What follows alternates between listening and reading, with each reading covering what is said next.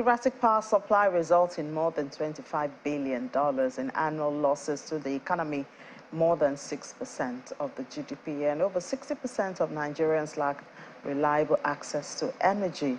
Around 80% of Nigerian businesses cite electrification challenges as the most significant obstacle to doing business.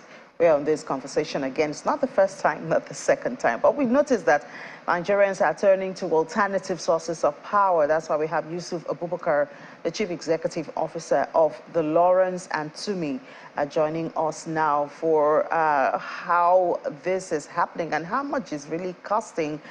Good morning, Abubakar. Thank you so much for your time this morning. Good morning. Thank you very much for having me on channels. Yeah, good to have you. You had to wake up so early. You were in Massachusetts. I guess it's midnight there or something. Well, thank you for that sacrifice. But tell us, you might be in the United States, but you do business when it comes to alternative sources of energy. Was it for electricity in Nigeria? You do business back home here. Tell us, we do know that a lot of Nigerians tend to provide power for themselves and they turn to solar mostly, apart from generators. But what's the acceptability like, especially when you consider the cost, because it can be really expensive? So this is actually an interesting question. Everyone talks about how solar is expensive, but no one talks about the issues of getting, light, because not having light is also expensive, and it reduces your costs of. It basically depletes your depletes your utility in terms of productivity. Solar is expensive, and it will keep going up if we don't all onboard.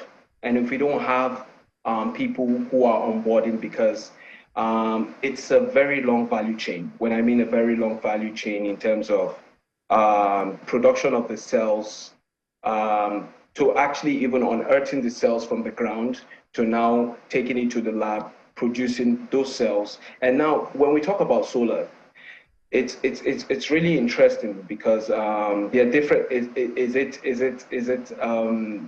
Is it just the sun as well? Because our technology we use two systems, which is sun and water. So solar would always be expensive, but it's a one-time cost, as opposed to your generator, environmental pollution, And these are things we've been talking about, If you look at the last COP that they went for, you would see that we have a lot of degrading issues in terms of environmental factors. So are we looking at the cost or the effect on the environment as well? So in terms of sustainability, part of the things we've tried to do in the Lawrence and Tumi is also create a financial mechanism, because we know we are young people, we don't have the bulk money to buy this technology. And this is why we went into the one partnership with Sterling Bank as one of the banks we're creating finance. All right. So that they can acquire products. Okay. All right, Abubakar. So I do know that when you go to the rural areas, I know there's rural electrification, even an agency with the government, but it seems that's where the need is most obvious, because while in the urban areas, individuals can afford to buy generators, they can afford to, even if solar is expensive, they can afford to do that.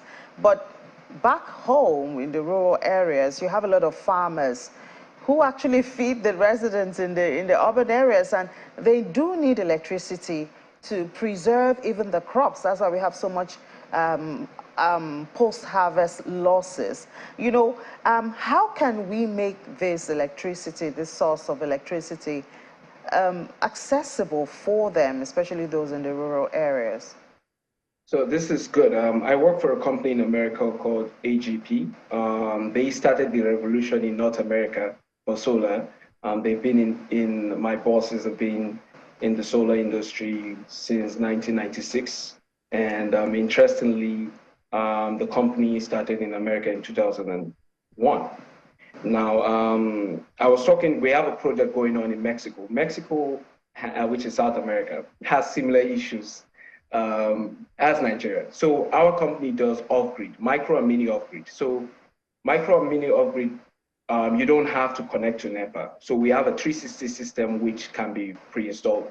Part of the things that Lawrence and Tumi is doing at the moment is creating a special purpose vehicle that could help in terms of rural electrification. And also, we're also creating a So financial system. So Abubakar, I'm talking about how to get this, you know, to the people in the rural area. Obviously. So that's the point I'm. No, because you're telling me about your company. I'm talking about the bigger picture. We're not talking about your company. We're talking about the bigger picture. So the bigger picture is basically having having companies do corporate social responsibility in regions, having the government also. I think we need a state of emergency in terms of rural electrification, in the sense that we need corporate companies to join hands with the government to support. And then we need key facts. We need to identify, because it's also a profit-driven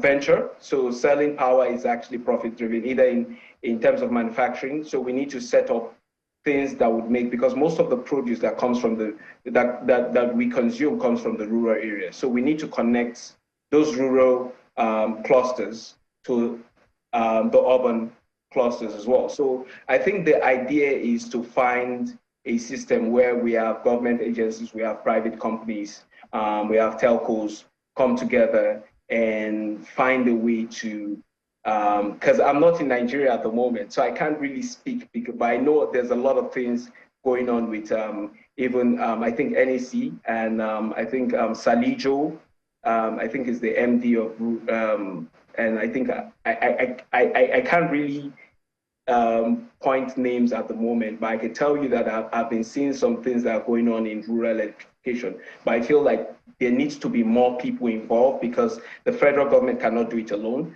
We need more private hands. We need more individuals who can actually see this as a means of business to actually empower those regions, because those are the regions that sustains our food crisis around Nigeria and the world at large. Yeah. I hope I was able to answer that question. Yeah, well, thank you so much, Yusuf Abubakar, Chief Executive Officer of the Lawrence and Tumi.